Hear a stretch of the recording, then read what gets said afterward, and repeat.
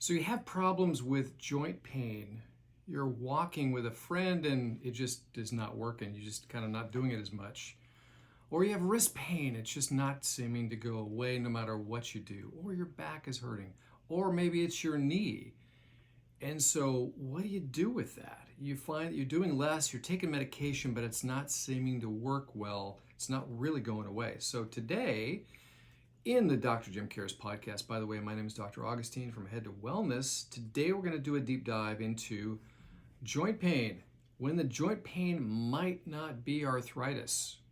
Interesting topic. So let's talk about it. It's thought to be the culprit. Arthritis is thought to be the culprit, but what if it's not?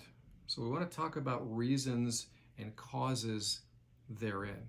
My approach always in healthcare is to identify and address the root cause of health issues. And by focusing at that level and doing those sorts of things, the approach is completely different. In other words, it's not medication because you really don't want to treat symptoms. You really want to solve the cause of the problem. So we never end up treating the disease process. We actually solve why a person can't heal and be healthy. The symptoms may be there, but guess what? The symptoms actually go away, but permanently go away. So that's the best approach. And that's our approach. And that's what we're going to talk about. So my approach is to find root causes. And joint pain can significantly hamper, of course, your quality of life. That's not a good thing. And it prevents you from doing the things that you love to do. Because then you start to buy into this whole thing. Well, you go to your doctor and they evaluate you and they say, well, you're just getting a bit older. Or they might say, well, it could be genetic because you have a family history of other people in your family having arthritis. So you kind of start to believe it. And these things are showing up as you are aging, so it must be true. But my first question with that is, what can you actually do about those two things?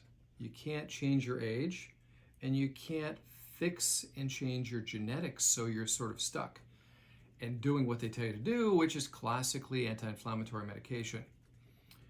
So we want to talk about some of the foundational issues and ways to help you get out of this hole and discover root causes, that sort of thing. So we're going to talk about some other things. So while arthritis certainly can be a common cause, there's other factors that can be playing a role in this whole process.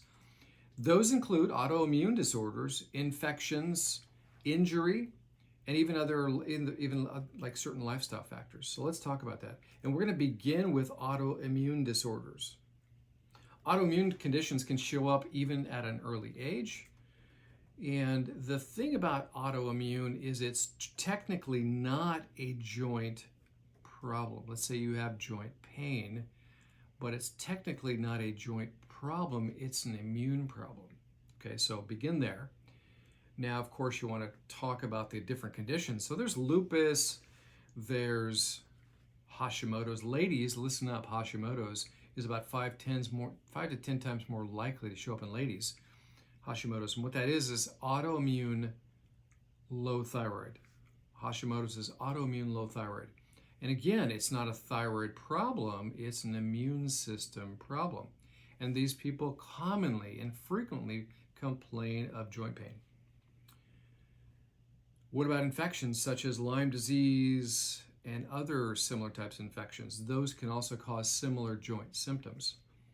Injury is another big thing. Many times people will come into my office, and especially so with men, they had an injury when they were a kid, and we had to sit there and sort of decipher it, dive deep into a case history and what's going on with them. And I would ask them questions about their childhood, and I would describe it as many times many kids will not remember what's going on there. They'll not remember injuries and things that's happened to them as a child. So as we start pulling up their like health history and maybe the things that they've done as a child, maybe it was fall off a skateboard, or they went over the handlebars on a bicycle. And then what happens is, as later on in life, when those injuries have been there, an injury can actually take up to 6 weeks to heal pretty well. Every injury, every problem, after 6 weeks, you're going to feel better. But as a kid, I mean, my goodness, you heal and respond so quickly that it heals, but it heals in a crooked position. and you can have a bunch of scar tissue. Eventually that can turn in and calcify and turn into bone, and there's more deeper scar tissue that's embedded into those tissues. And then when you start to use those tissues at a later age, 10, 20 years later, you probably have completely forgotten about the injury. That's why we have to delve deep into your past history. And many, many times it can be an injury, an old injury. And the older the injury, the more significant the pain and problem can be today. I've had some patients in their early 20s actually truly have arthritis in their shoulder because they were a little league pitcher as a child. And they overworked the shoulder, and that healed up with scar tissue, and that eventually started to wear and tear into the joint. So, but again, we want to talk about other reasons why you could have joint pain besides arthritis. So injury can be a big factor in this. Let's talk about other factors, such as lifestyle. So what type of lifestyle problems or issues can actually generate joint pain? What about diet? Let's talk about diet for a minute. Diet's a significant factor. So a diet that's high in inflammatory foods. Now, what would those be? What would you think inflammatory foods would be? Put them in the comments. I'd love to hear your reaction to this question, because I would suggest, because it's based on the science, is that starch, sugar, alcohol, very pro-inflammatory. Makes your tissues very acidic and pro-inflammatory, and you can have sort of joint pain all over the place. Some blood work markers that we could check would be, oh gosh, your hemoglobin A1C is up a bit, so you could have pre-diabetes, but not diabetes. But your homocysteine is an inflammatory marker. Your C-reactive protein can be an inflammatory marker. And how these all fit together is blood sugar causes them. Many, many times they cause them. Plus, missing B vitamins can raise your homocysteine levels, inflammatory marker. But also, you might find that your cholesterol is higher and your LDL cholesterol is higher, and that's because of starch and sugar and alcohol in your diet. That seems to be the prevalent foods that we love to eat today. So from that perspective, I would suggest, yeah, those things can create inflammation. And I would say this, anything that can create inflammation in your gut is going to be pro-inflammatory. If you can create inflammation in your gut, your body can then systemically develop inflammation as a result. Food allergies. What about food allergies? You can create inflammation into your gut that would then extend either into your sinuses and your eyes, your skin, and or into your joints. So food can be a significant factor, inflammatory foods. So what diet would I recommend? What would you, as being the least inflammatory, would be a carnivore diet. That's my big thing. It's what I've been doing for quite some time now. And the interesting thing about that is I've been doing a ketogenic diet for many, many years. And I would still push in deeply into my gut, and I would still have tenderness and bloating there. So when I completely took out the vegetables and now I'm only doing animal protein and animal fat, I have zero digestive issues. No gut tenderness, no bloating, none of that. It's spectacular. So great way to take away inflammation from your body would be to remove inflammatory foods. Great suggestion. What about lack of physical activity? Lack of physical activity tends to create more acidity into your body. It tends to just promote inflammation. And then what if you have to go do something like take the trash out, or trash cans fell over and you have to pick them all up or pick something up, or you have to clean up dog stuff in the backyard, and you're bending and lifting and twisting. Oh my gosh, now my back hurts, and you start having these joint pains, and well, it must be you're getting old and it must be genetic, and no, not. So physical activity, but I would, as you ease your way back into doing things with your body, do it very simply and very easily. Just do it in a slow progression to where you actually can enjoy it. Usually the first 2 weeks of any significant physical activity is not going to be fun. So just plan on the first 2 weeks of getting back into physical activity not being so fun. So for instance, if you're starting a running program, maybe you're going to start off doing some walking, and you might find, gosh, my feet are sore. Wow, my knees are sore. Well, that's just because your body tissues, tendons, and ligaments are getting used to that excessive stress and load again. Doesn't mean you've done damage to those tissues or you're just getting old. It means that your body has to get used to that level of physical activity. So adding in more physical activity ultimately is going to be super good for you. Highly suggest it. What about stress? Who doesn't have stress out there? I'd love to hear your comments. But stress can be a big factor, play a big factor in inflammation, because stress directly affects these glands that sit on top of your kidneys called adrenal glands. Adrenal glands are the glands that actually help you to adapt to stress. Now, you can't fire your family and quit your job and have all the money that you ever could think of in the world and never have a worry or concern again. So since you can't do those things, then what you have to do is strengthen your adrenal glands to adapt to stress really well. And maybe you know this and heard this before, but cortisol.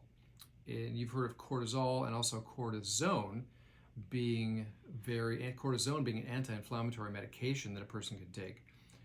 Not very good for your body. It works amazingly well on inflammation, but when your adrenals are fatigued because you have so much overwhelming stress that they start to go down, you become very pro-inflammatory.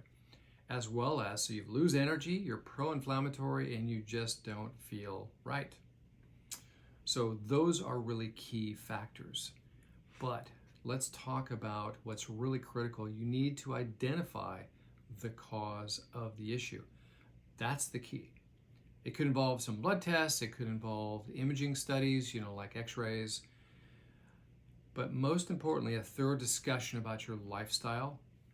So therefore, a really good detailed consult, talking about lifestyle, diet, personal and family health history. Like I was talking about, we delve far into your youth to see if there might have been any trauma back then. Because the interesting thing is, I've done this so many times, people that are in their 20s and 30s, and we've taken x-rays, and they say, no, everything's fine, except I have neck pain or headaches. We take x-rays, and oh my gosh, their neck is destroyed from a prior injury. And then they go, oh yeah, you know what? I fell off a bike or a skateboard, or had some significant injury. So we need to go to that depth to really figure out root causes behind problems.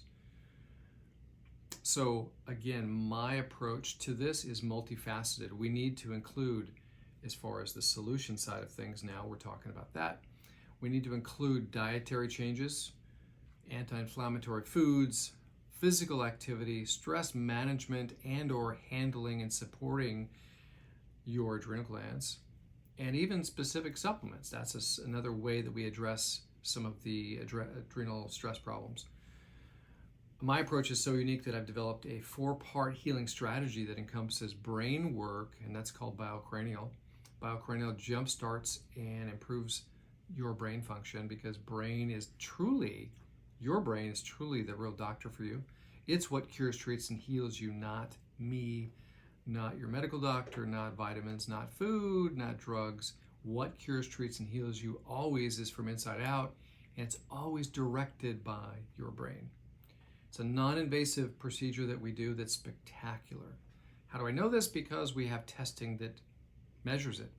Testing is called heart rate variability. Spectacular test. It's taken me a long time to figure out how to change and improve a person's autonomic nervous system. That's that special side of your brain that really runs and regulates everything. So, brain jumpstart. That's super important.